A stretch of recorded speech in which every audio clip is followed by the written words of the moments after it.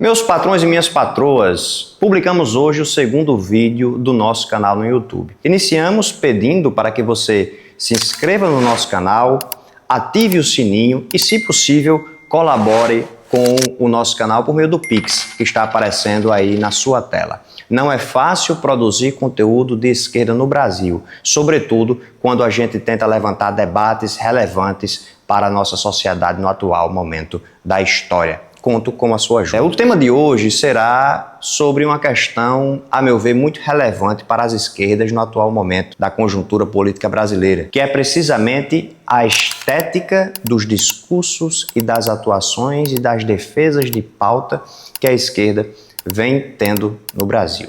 Inicio comentando uma fala do Eribaldo Maia no programa Cultura Brasileira, apresentado por Thalita Sotero no canal no YouTube Farol Brasil, vinculado ao perfil do Jones Manuel. Eribaldo conversa, no trecho que inclusive nós publicamos no nosso Instagram, @blogsilveriofilho, Eribaldo fala da importância de a esquerda voltar a conquistar corações. Embora seja ele marxista, como eu, e veja a importância da formação política e da formação de grupos para ensinar, por exemplo, Marx, luta de classes, a importância na economia, na formação da superestrutura e da moral e etc. Mas há a importância primária de nós conquistarmos corações por meio da conexão. E essa conquista de corações, reflete Eribaldo, não se dá, num primeiro momento, por debates acadêmicos, debates sociológicos, debates aprofundados sobre política, mas no cotidiano, no dia a dia, no afeto, na proximidade. Ele cita um exemplo muito feliz, na condição de recifense, de como seria uma aproximação com um senhor recifense, jogando um dominó, escutando Reginaldo Rossi e falando de cornagem. Segundo ele, o recifense ama dizer que é corno. Olha que interessante. O modo da linguagem, considerando as peculiaridades da cultura local, gera uma aproximação que neste primeiro momento não precisa necessariamente tratar sobre política, sobretudo sobre conceitos aprofundados de política relacionados às ciências sociais, mas uma aproximação pelo ato de se aproximar, de se conectar, de conquistar, porque não existe influência sem conexão precedente. Não existe influência sem conexão anterior. Muito feliz a fala do Eribaldo. Mas vai para além disso. Existem aspectos mais sutis dessa análise da construção da estética do discurso que vão para além da utilização de uma linguagem popular, da música popular, do determinado contexto material que se está inserido. Há abordagens mais sutis ainda. Agora eu me remeto a uma fala do Galo de Luta, num podcast que eu não me recordo o nome,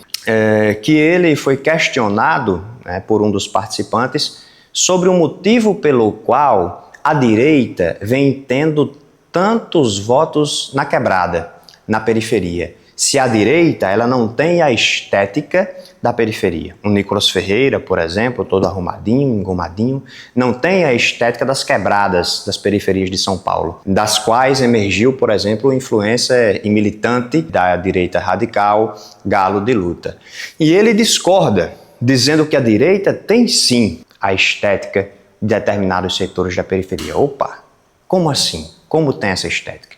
Porque na periferia, ele explica, a gente é educado o tempo todo a ser honesto. Mais do que honesto, aparentar ser honesto o tempo todo. Quando a gente entra no mercado, a gente passa longe da prateleira, com medo de alguém achar que a gente está furtando. Quando a gente está no trânsito, a gente sempre tem todo o receio, olhando para todos os lados, com medo de ser questionado, com medo de levar um baculejo. Então há aquele princípio, aquela estética dentro da periferia de que quem vive na periferia deve ser o mais honesto possível para ter sucesso na vida longe da criminalidade. Mais do que isso, precisa aparentar ser honesto.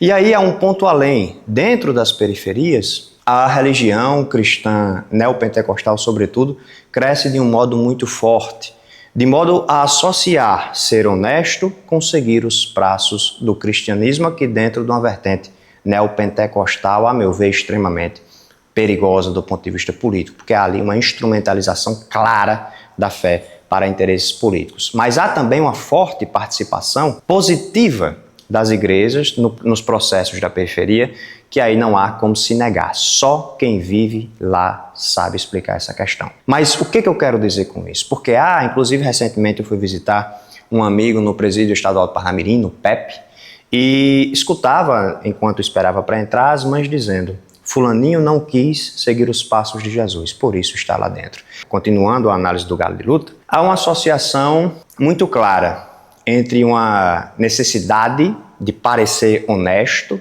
entre uma necessidade de ser cristão para ser e parecer honesto, com a estética do discurso do que é o bem, do que é o correto nas áreas periféricas. Então, quando a direita ela se apresenta como baluarte do verdadeiro cristianismo, como baluarte da verdadeira honradez, como baluarte da verdadeira justiça, há aí sim um apego estético, sobretudo quando coloca em contraposição as esquerdas que supostamente não gostariam do cristianismo. Assim, eles pregam nesse processo de cristalização. Como consequência, há uma grande dificuldade da esquerda de se conectar do ponto de vista estético, justamente por não compreender essas sutilezas, sobretudo no momento atual da história, em que cada vez mais as pessoas vêm se preocupando menos com o que é ou não verdade, mas se preocupando em fazer parte de um grupo, em dar uma opinião, em pegar uma ideia para defender. Nesse ponto, eu me remeto a uma análise feita muito bem interessante pelo deputado André Janones numa entrevista à revista Fórum. Ele comparou o bolsonarismo à situação de um sobrinho dele quando era criança, que ele chegava para o sobrinho e dizia: tirei seu nariz. Depois dizia: coloquei seu nariz. E o sobrinho passava o resto do dia feliz porque havia recebido de volta o nariz que nunca lhe havia sido tirado. A direita é desse jeito. Lula tirou a sua liberdade, o PT, a esquerda, vai tirar a sua liberdade. Nós vamos dá-la de volta. Lula, o PT, instaurou a corrupção. Nós vamos combater a corrupção. Não há nada aferível de plano, apenas uma estética de discurso de que seria a favor de uma liberdade em tese que não é aferível na prática. Nem a sua retirada, nem a sua perda da liberdade, nem a sua retomada. É como o nariz do sobrinho de Janones. Eles ficam felizes em achar que estão retomando a liberdade, que nunca lhes foi tirada. Como combater este tipo de discurso? Retorno a Eribaldo Maia, primeira fala.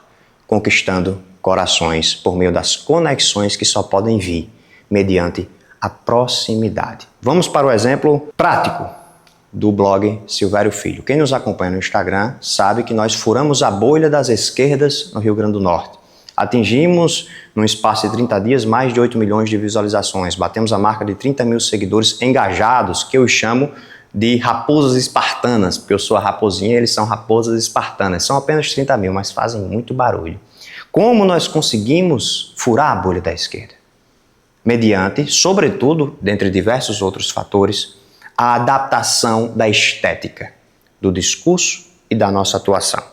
E aí é importante fazer uma breve pincelada aqui, no futuro a gente vai aprofundar esse assunto, em relação à colaboração que a perspectiva pós-moderna da esquerda tem para essas dificuldades relacionadas à adequação da estética. Quando nós trabalhamos a esquerda marxista, por exemplo, que tinha no seu norte a proposta, o desejo pela revolução, sobretudo o marxismo-leninista, a estética ela era um instrumento para gerar conexão, formar movimentos, atrair a massa e, por meio disso, fortalecer o processo revolucionário.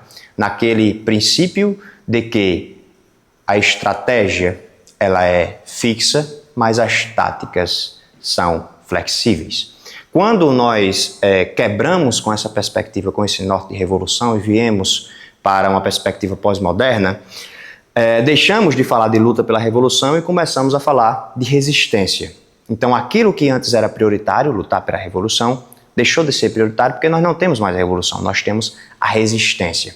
Então, a linguagem, sobretudo a estética do discurso, que era instrumento da busca pela revolução, passou a ser instrumento de resistência. Não há mais o objetivo de, por meio da estética do discurso, conquistar novas pessoas para um processo, para grupos revolucionários, mas apenas se afirmar, geralmente, enquanto grupo de identidade.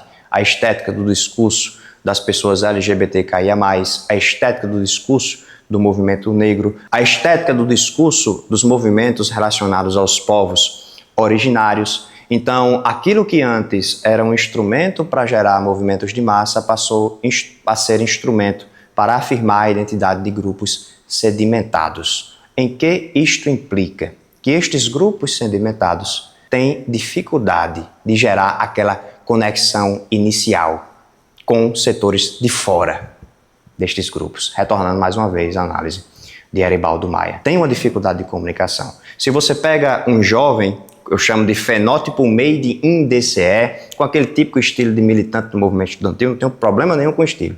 Mas se você pega aquele estilo e vem, por exemplo, para o interior do Rio Grande do Norte, para falar sobre direito dos trabalhadores, para falar sobre causa operária, ninguém vai lhe escutar, meu patrão. Quase ninguém vai lhe escutar. Com raras exceções, em ilhas de aprofundamento teórico e político, como, por exemplo, os IFRNs, Institutos Federais. Mas o povão já vai ter ali uma barreira inicial pela estética, pelo que ela vê, pelo modo como ela escuta as palavras que você fala, os seus interesses, o seu jeito de falar. Enquanto a direita ela vem conseguindo arcabouços estéticos mais abrangentes, daí porque vem conseguindo fazer movimentos de massa, consegue juntar no mesmo pacote a galera do agro, do surf, do beach tênis, do futebol, justamente por meio dessas conexões iniciais sem interesse, pelo menos de modo expresso político, das quais falou Eribaldo no programa Cultura Brasileira. Retornando agora ao exemplo prático da atuação do Bloco Silvério Filho. Penso que a resolução passa pelo retorno à compreensão da estética do discurso e da atuação enquanto um instrumento de luta. Não tão somente um instrumento de resistência, de identidade, mas de luta. Para tanto, embora não haja nenhum problema na estética dos jovens com fenótipo made in DCE, é importante que nós, dentro da esquerda, não tenhamos apenas aquela estética. Temos que ter outras, várias, quanto mais possíveis, para ocupar todos os espaços possíveis. Retornando agora sim ao exemplo prático do Bloco Silvério Filho. Como nós conseguimos fazer isso de furar a bolha? Gravando vídeos com brega, uma linguagem popular, sobretudo o Conde Sobrega, o maior de todos os tempos, lá do Pernambuco, que é um estado tão cultural que não há repetição nenhuma das letras do seu nome, tão multicultural que ele é. E depois começamos a colocar músicas aleatórias como Calypso, como Zezo Potiguar, que é aqui do Rio Grande do Norte. Isso gerou um processo de conexão. Quebramos barreiras prévias ao gravar vídeos, por exemplo, comendo no McDonald's, que aí muita gente da esquerda tem. Não vou comer o McDonald's, porque vão dizer que está usufruindo porra nenhuma. Gravamos vídeos, por exemplo, em festas de forró, em festas que são tratadas pela esquerda, muitas vezes por setores da esquerda, com um jargão pejorativo de heterotop, porque é de gente não politizada, de gente que curte som, que não é som de qualidade, e aí a gente vai para toda festa. A gente grava vídeo colocando camisa polo, porque não, é Mauricinho, não. A gente já quebra a estética, não tem absolutamente nada a ver. Esquerdista de iPhone, estou com meu iPhone sim, foi o que eu comprei com o meu dinheiro. Então, quando nós começamos a utilizar discursos e abordagens estéticas na imagem, na escolha de palavras, no que a gente come, no que a gente veste, no que a gente fala, quando nós conseguimos utilizar isso de modo estratégico, nós possibilitamos de um modo mais fácil, fluido, orgânico, aquele contato inicial, sem o qual não há a possibilidade da conquista dos corações. Então o caminho é esse. Vamos depois aprofundar, porque cada tema que eu falei dá um vídeo específico, a retórica, a estética visual, a estética do discurso, a simplicidade da linguagem, a utilização de músicas, tudo isso dá um vídeo específico. Mas para este a conclusão é, nós temos que voltar a utilizar, a analisar a estética do discurso como instrumento de luta e não de mera resistência. Temos que ter a maior quantidade de possibilidades estéticas possíveis dentro das esquerdas, para por meio delas gerar esse processo de conquista de corações mediante a conexão que não existe sem a proximidade. Esta é a lição que eu acho que a gente tem que ter a partir da reflexão trazida nesse vídeo. Peço que sigam o nosso canal, que se inscreva, que ative o sininho e, se possível, nos ajude pelo Pix que está aparecendo na sua tela, meu patrão, porque é só o início. Até porque as raposas multiplicam-se e do sertão ao litoral cuidadosamente sussurram paz entre nós e guerra aos senhores. Forte abraço.